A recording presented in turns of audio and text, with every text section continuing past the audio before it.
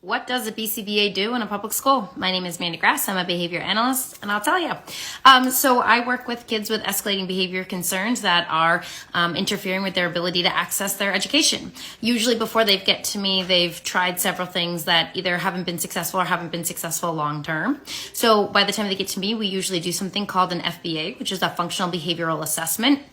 The parents have to sign for this, so I believe. So they're in the loop. And we just look at the behavior and all the things impacting the behavior. What's happening before the behavior, the antecedent, what conditions are happening under, what's happening after the behavior, what reinforcement it's coming in contact with, what may be contributing to the function of the behavior. Also look at environmental factors, teacher, time of day, class, subject, all of that. And I analyze it in this really comprehensive report, and we come up with a function of behavior, a functional hypothesis. There are 4 functions of behavior: attention, escape, access, and automatic.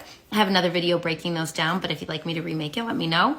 And then from there, we develop something called a behavior intervention plan, a BIP, and that outlines the reinforcement strategies we're going to use, all of the proactive strategies they're going to use. My plans are heavy proactive. Usually there's 2 to 3 pages of proactive strategies, and also behavior response procedures so that we are all consistently responding when the behavior occurs and if it escalates.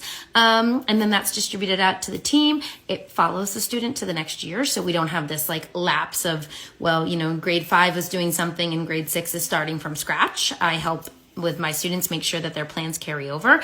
And then ideally in a perfect world, we fade those plans so the kids can be successful without those interventions, but those interventions are available to them as long as they need them.